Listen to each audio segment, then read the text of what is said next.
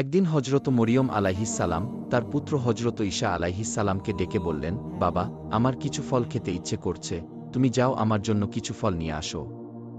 সেই সময় হজরত ঈসা আলাইহিসসালাম এবং তার মা হজরত মরিয়ম আলাইহিসসালাম মরুভূমির মাঝে একটি নির্জন কুটিরে একাকী বসবাস করতেন, তাদের আশেপাশে কোনো ঘরবাড়ি ছিল না।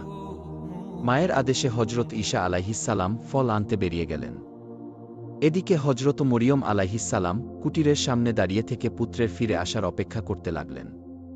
ঠিক এমন সময় মালাকুল মাউত অর্থাৎ মৃত্যুর ফেরেশতা হজরত আজরাইল আলাইহিসসালাম তার সামনে এসে উপস্থিত হলেন।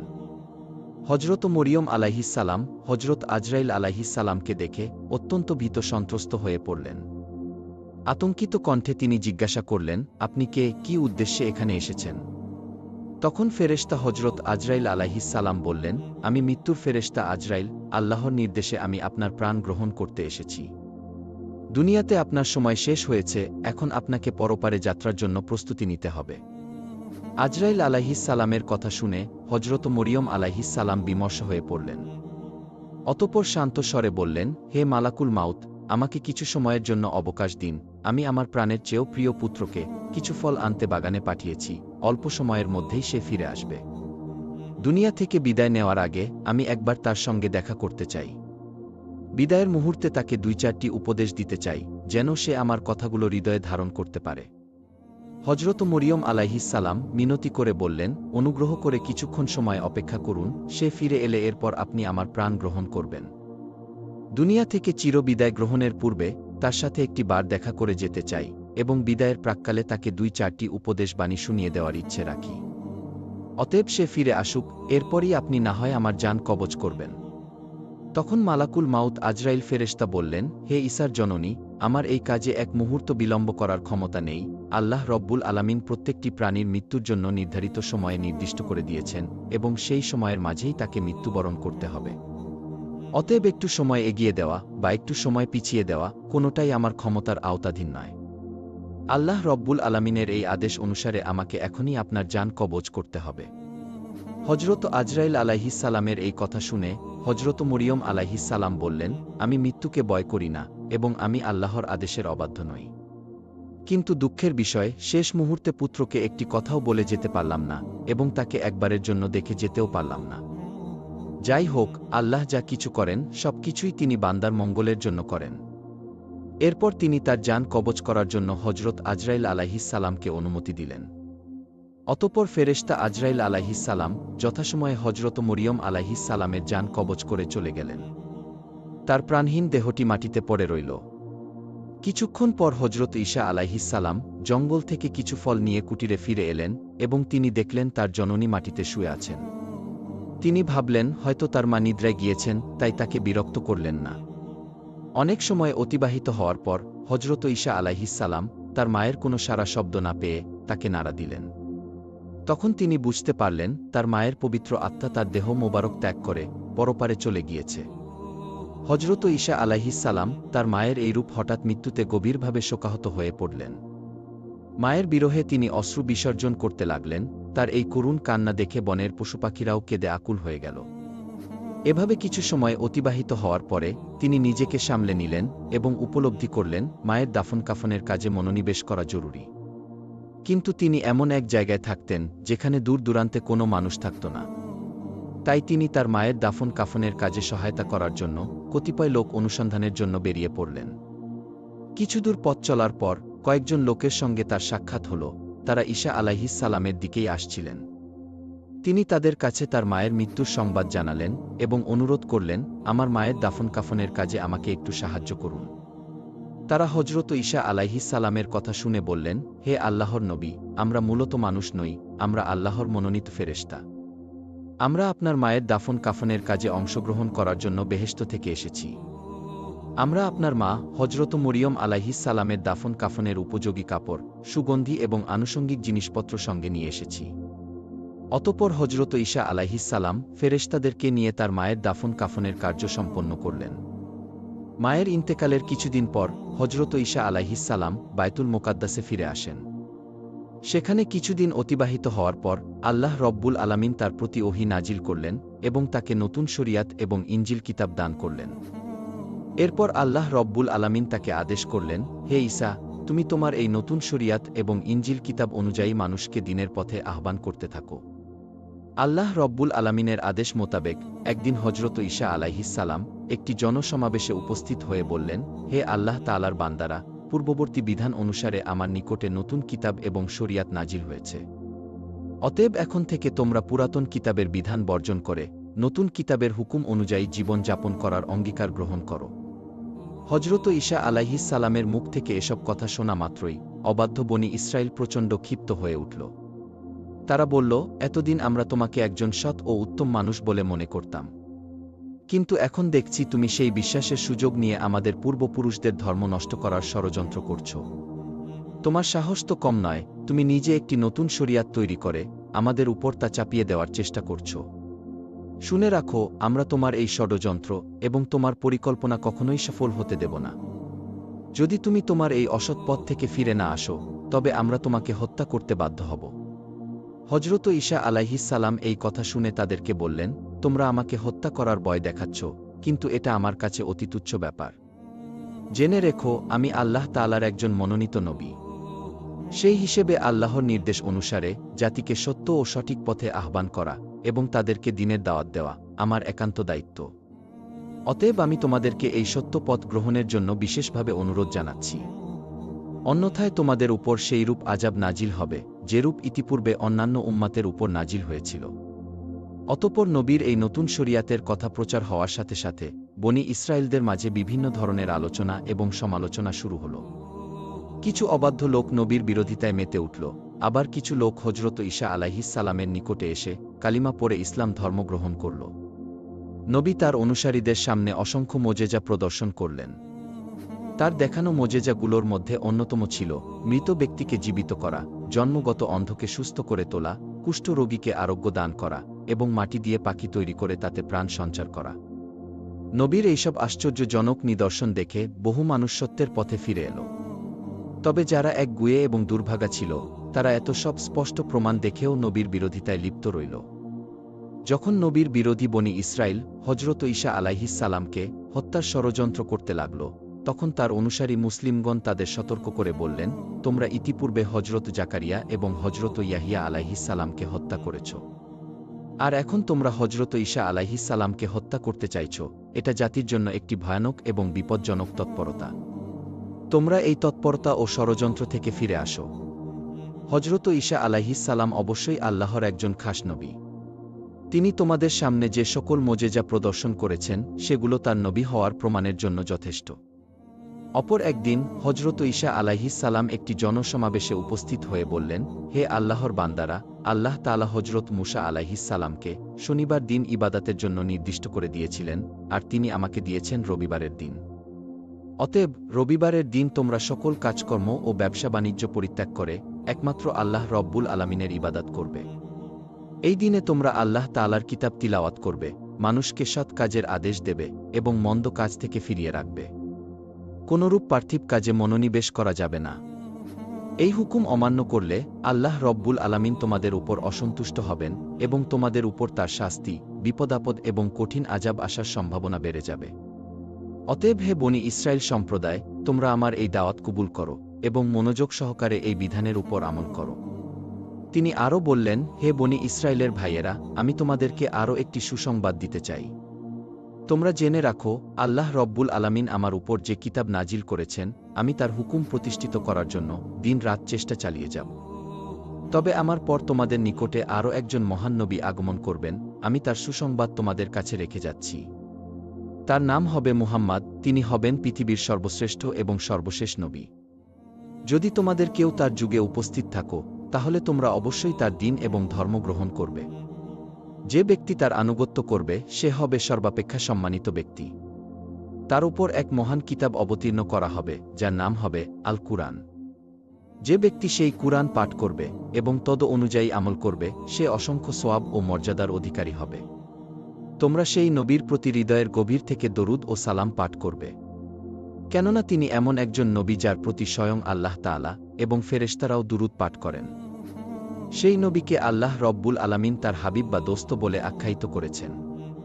আল্লাহ রব্বুল আলামিন যদি তাকে সৃষ্টি না করতেন তাহলে আসমান ও জমিন কিছুই সৃষ্টি করতেন না।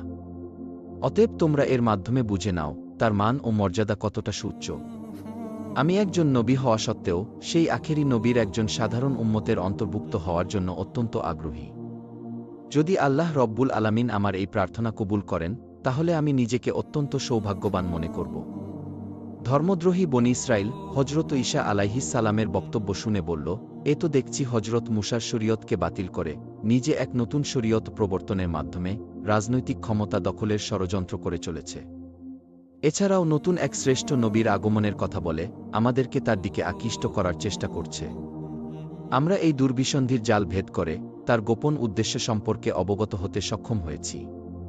অতএব দেশের বাদশার নিকটে তার এই ষড়যন্ত্রের কথা খুলে বলা উচিত। এমন অবস্থায় আমাদের আর বিলম্ব করা ঠিক হবে না, অতি সত্বর এই খবর বাদশাকে জানিয়ে এর সমুচিত শাস্তির ব্যবস্থা গ্রহণ করা উচিত।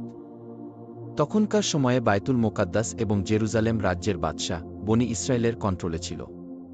বনী ইসরায়েলের বাদশাহ হজরত ঈসা আলাইহিস সালাম এবং তার অনুসারীদের ঘোর বিরোধী ছিল। বনী ইসরায়েলদের মধ্যে যখন এরূপ চরম দ্বন্দ্বমুখর পরিবেশের সৃষ্টি হল, তখন সে হজরত ঈসা আলাইহিস সালাম এবং তার অনুসারীদেরকে চিরতরে দুনিয়া থেকে মুছে দেওয়ার জন্য ধর্মদ্রোহিতায় লিপ্ত হল। হজরত ঈসা আলাইহিস সালাম এবং তার অনুসারীদেরকে কিভাবে দুনিয়ার জমিন থেকে চিরদিনের জন্য নিশ্চিহ্ন করে দেওয়া যায়, এই ব্যাপারে বাদশাহ একদিন একটি গোপন মিটিং ডাকল। বাদশাহ সেই মিটিংয়ে বলল, তোমাদের পূর্বপুরুষদের ধর্মকে নিশ্চিহ্ন করে দেওয়ার জন্য যে লোকটি ষড়যন্ত্রে লিপ্ত হয়েছে তাকে এবং তার অনুসারীদেরকে এই দুনিয়ার জমিন থেকে নিশ্চিহ্ন করা আমাদের একান্ত দায়িত্ব এবং কর্তব্য। এরা নবীদের শত্রু এবং আল্লাহর শত্রু। তোমরা নিশ্চিন্তে থাকো, এই ব্যাপারে তোমাদের যত সাহায্য প্রয়োজন আমি সর্বোচ্চ সাহায্য করতে প্রস্তুত। কারণ আমি জানি এদেরকে নিধন করা সোয়াবের কাজ এবং এতে অংশগ্রহণ করতে পারলে নিজেকে ধন্য মনে করব। বাদশার উৎসাহ ও সমর্থনের পর সবাই সিদ্ধান্ত নিল হজরত ঈসা আলাইহিস সালাম এবং তার অনুসারীদেরকে এই দুনিয়ার জমিন থেকে নিশ্চিহ্ন করে ফেলতে হবে। সেই লক্ষ্যে তারা নবীকে হত্যা করার পরিকল্পনা গ্রহণ করল। পরের দিন থেকে তারা হজরত ঈসা আলাইহিস সালামের প্রতি কঠোর নজরদারি শুরু করল। প্রতিনিয়ত তার চলাফেরার উপর তীক্ষ্ণ দৃষ্টি রাখল, যেন একাকী পেলেই তাকে আক্রমণ করা যায়। ধর্মদ্রোহীরা পালাক্রমে পাহারা দিতে লাগল এবং নবীকে একা পাওয়ার সুযোগ খুঁজতে লাগল। হজরত ঈসা আলাইহিস সালামের অনুসারীরা যখন লক্ষ্য করলেন বনী ইসরায়েল তাকে হত্যা করার জন্য উঠে পড়ে লেগেছে, তখন তারা নবীর নিরাপত্তার দায়িত্ব গ্রহণ করলেন। ফলে শত্রুরা তাকে একাকী পাওয়ার কোনো সুযোগ পেল না। অবশেষে অবাধ্য বনী ইসরায়েল সিদ্ধান্ত নিল নবীর সঙ্গে সঙ্গে তার অনুসারীদেরও হত্যা করতে হবে। যেহেতু নবীর প্রহরীরা সব সময় নিরস্ত্র থাকতেন, তাই তাদেরকে হত্যা করা কঠিন হবে না বলে তারা মনে করল। অতঃপর একদিন হজরত ঈসা আলাইহিস সালাম তার সঙ্গীদের নিয়ে একটি ঘরে আশ্রয় নিলেন। এই খবর পেয়ে বনী ইসরায়েল দ্রুত দলবদ্ধ হয়ে সেই ঘরটি ঘেরাও করল এবং হজরত ঈসা আলাইহিস সালামকে হত্যার জন্য চূড়ান্ত পরিকল্পনা করল। এই সময় আল্লাহ রব্বুল আলামিন একটি মহামহিম ফয়সালা করলেন, তিনি তার নবীকে আসমানে তুলে নেবেন। এই মর্মে আল্লাহ তাআলা হজরত জিবরাইল আলাইহিস সালামকে আদেশ দিলেন, হে জিবরাইল, তুমি যাও, আমার নবীকে সম্মানের সঙ্গে আসমানে তুলে নিয়ে আসো।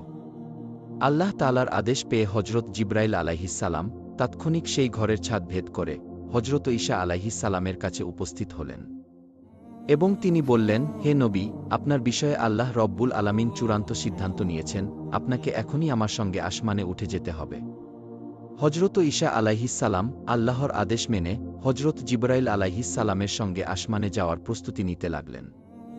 আল-বিদায়া ওয়ান নিহায়া কিতাবে বর্ণিত করা হয়েছে, হজরত জিবরাইল আলাইহিস সালাম তখন হজরত ঈসা আলাইহিস সালামকে একটি সাদা মেঘ খণ্ডের উপর উঠিয়ে আসমানে নিয়ে চলে গেলেন এবং নবীকে সোজা চতুর্থ আসমানে তুলে বিশ্রামের জায়গা করে দিলেন। এদিকে বনী ইসরায়েলেরা দীর্ঘ সময় ঘরটি ঘেরাও করে রাখার পর যখন দেখল হজরত ঈসা এবং তার অনুসারীরা ঘর থেকে বের হচ্ছে না, তখন তাদের সর্দার একটি খোলা তরবারি নিয়ে লাফাতে লাফাতে ঘরের মধ্যে ঢুকে পড়ল। ঘরের সকল কক্ষে সে হজরত ঈসা আলাইহিস সালামকে তন্ন তন্ন করে খুঁজল, কিন্তু কোথাও তার কোনো হদিস পাওয়া গেল না। এমন সময় হজরত জিবরাইল আলাইহিস সালাম তার মুখমণ্ডলে একটি ফুঁক দিয়ে দিলেন। তখন তার চেহারা হজরত ঈসা আলাইহিস সালামের চেহারায় রূপান্তরিত হয়ে গেল। এমন অবস্থায় যখন সে ঘরের বাইরে আসল, তখন বনী ইসরায়েলেরা তাকে ঈসা আলাইহিস সালাম মনে করে পাকড়াও করে ফেলল এবং তার উপর প্রচণ্ড মারধর আরম্ভ করল। কি থেকে কি হয়ে গেল সর্দার কিছুই বুঝতে পারল না। বনি ইসরায়েলদের সর্দার তখন চিৎকার দিয়ে বলতে লাগল, ভাইয়েরা তোমরা কি করছো? তোমরা আমাকে মারছো কেন? তোমরা আমাকে চিনতে পারছো না? আমি তোমাদের সর্দার। আমি ঈসাকে সব জায়গায় খুঁজে হয়রান হয়ে গেছি, কিন্তু কোথাও তাকে খুঁজে পাইনি। তোমরা ঈসাকে না পেয়ে এখন আমাকেই হত্যা করতে চাইছ। বনি ইসরায়েলেরা তার কথা শুনে হাসতে লাগল এবং বলতে লাগল, ব্যাটা ধান্দাবাজ, চুপ থাক। তুই যদি আমাদের সর্দার হয়ে থাকিস তাহলে ঈসা গেল কোথায়? নিজের জীবন বাঁচানোর জন্য এখন কতই না তালবাহানা করবি। তোর কোনো কথায় এবং প্রতারণায় আমরা ভুলব না। আজ আমরা তোকে হত্যা করেই ছাড়ব। বনি ইসরায়েলদের সর্দার নিজেও জানত না যে তার চেহারা পরিবর্তন হয়ে হজরত ঈসা আলাইহিস সালামের চেহারায় রূপ নিয়েছে। তাই সে চিৎকার করে আবার বলতে লাগল, ভাইয়েরা তোমরা ভুল করে আমাকে আক্রমণ করেছ। তোমাদেরকে নিয়ে আমি যাকে হত্যা করার জন্য এখানে এসেছি তাকে ঘরের মধ্যে কোথাও পেলাম না। মনে হয় সে একজন জাদুকর, তাই সে সকলের চোখে ধুলো দিয়ে পালিয়েছে। কিন্তু কে শোনে কার কথা? বনি ইসরায়েল তাদের সর্দারের উপর এইভাবে কিছুক্ষণ নির্যাতন চালানোর পর তাকে শুলে চড়ানোর জন্য সমস্ত ব্যবস্থা গ্রহণ করে ফেলল। বনি ইসরায়েলের সর্দার যখন বুঝতে পারল জনগণ তাকেই শুলে চড়ানোর জন্য সম্পূর্ণভাবে প্রস্তুত হয়ে গেছে, তখন সে চিৎকার দিয়ে বলতে লাগল, হে বনি ইসরায়েলের ভাইয়েরা, আমি খোদার কসম খেয়ে বলছি, আমি তোমাদের সর্দার। আমার চেহারা পরিবর্তন ঘটেছে কিনা তা আমার জানা নেই। যদি তোমরা আমাকে অন্যরকম দেখে থাকো তবে আমার মনে হয় এটা ঈসার খোদার কীর্তি। আমার বিশ্বাস ঈসা আল্লাহর একজন সঠিক নবী ছিলেন। আল্লাহ তাআলা তাকে নিরাপদ রাখার জন্য হয়তো তার কোনো কুদরতি খেলা খেলছেন। যখন বনি ইসরায়েলের সর্দার হজরত ঈসা আলাইহিস সালামকে আল্লাহর সঠিক নবী বলে এই উক্তি পেশ করল, তখন বনি ইসরায়েলেরা আরও ক্ষিপ্ত হয়ে গেল এবং তারা কাল বিলম্ব না করে তাদের সর্দারকে তখনই শুলে চড়িয়ে দিল। তাদের সর্দার শুলের মধ্যে বাঁচাও বাঁচাও বলে চিৎকার করতে লাগল, কিন্তু কেউ তার আর্তনাদ শুনল না। অতঃপর তারা তাকে শুলে চড়িয়ে তার প্রাণবায়ু নিভিয়ে দিল। এই দৃশ্য দেখার জন্য অসংখ্য জনতা সেখানে ভিড় করেছিল। যখন বনি ইসরায়েলের সর্দারকে শুলবিদ্ধ করে হত্যা করা হল, তখন অধিকাংশ লোকের মনে হল এটা হজরত ঈসা নয়, বরং এটা বনি ইসরায়েলের অবাধ্য সর্দার। আবার কিছু বনি ইসরায়েল মনে করতে লাগল ঈসাকেই হত্যা করা হয়েছে। এটা নিয়ে তাদের নিজেদের মধ্যে ভীষণ বিবাদ এবং তলোয়ারবাজি আরম্ভ হল। অধিকাংশ লোক বিমর্ষ হয়ে গেল। কেউ বলতে লাগল তারা তাদের সর্দারকে হত্যা করেছে, আবার কেউ বলতে লাগল তারা ঈসাকে হত্যা করেছে। আর এটা ছিল আল্লাহ রব্বুল আলামিনের এক অপূর্ব লীলা খেলা। এই অবস্থা দেখে হজরত ঈসা আলাইহিস সালামের অবর্তমানে বহু বনি ইসরায়েল হজরত ঈসা আলাইহিস সালামের উপর ঈমান আনল এবং তারা কালেমা পাঠ করে হজরত ঈসা আলাইহিস সালামের শরীয়তের উপর জীবনযাপন করার জন্য অঙ্গীকারবদ্ধ হল। কিন্তু হজরত ঈসা আলাইহিস সালাম এখন কোথায় আছেন তার প্রকৃত অবস্থা সম্পর্কে সকলে চিন্তিত হয়ে গেল এবং অনেকে তার সন্ধানে ব্যস্ত হয়ে পড়ল। অনেকে নবীর খলিফাদের কাছ থেকে তার প্রকৃত অবস্থা জানতে চাইল। তারা তাদেরকে জানিয়ে দিলেন আল্লাহ রব্বুল আলামিন তার নবীকে সসম্মানে চতুর্থ আসমানে উঠিয়ে নিয়ে গেছেন। পরবর্তীতে আল্লাহ রব্বুল আলামিন পবিত্র কুরআনুল কারীমের মাধ্যমে হজরত ঈসা আলাইহিস সালামকে জীবিত অবস্থায় দুনিয়া থেকে তুলে নেওয়ার ঘটনাটি মানব জাতিকে জানিয়ে দিয়েছেন। হাদিস শরীফে বর্ণিত আছে, শেষ জামানায় পৃথিবীতে দাজ্জাল নামের একজন শক্তিশালী কাফেরের আবির্ভাব ঘটবে। সে চমক লাগানো কিছু দৃশ্য মানুষকে দেখাবে। সে মানুষের মৃত পিতা মাতাকে জীবিত করে দেবে। আসমানকে বৃষ্টি বর্ষণ করতে বললে আসমান বৃষ্টি বর্ষণ করবে। জমিনকে ফসল উৎপন্ন করতে বললে জমিন ফসল উৎপন্ন করবে। দাজ্জালের এই সকল কেরামতি দেখে অধিকাংশ মানুষের ঈমান নষ্ট হবে। মানুষ তার প্রতি ঈমান আনবে এবং তাকে আল্লাহ বলে বিশ্বাস স্থাপন করতে থাকবে। যখন দাজ্জালের ফিতনা এই পৃথিবীতে চরম আকার ধারণ করবে, তখনই আল্লাহ রব্বুল আলামিন তাকে হত্যা করার জন্য হজরত ঈসা আলাইহিস সালামকে আবারও পৃথিবীতে প্রেরণ করবেন। যখন হজরত ঈসা আলাইহিস সালাম এই পৃথিবীতে পুনরায় আসবেন, তখন তিনি আমাদের নবী হজরত মুহাম্মদ সাল্লাল্লাহু আলাইহিস সালামের একজন উম্মত হয়ে আসবেন। হজরত ঈসা আলাইহিস সালাম এই পৃথিবীতে আগমনের পর দাজ্জালকে হত্যা করবেন এবং মুমিনদেরকে নিয়ে পৃথিবীতে তিনি একটি ইসলামী রাষ্ট্র কায়েম করবেন।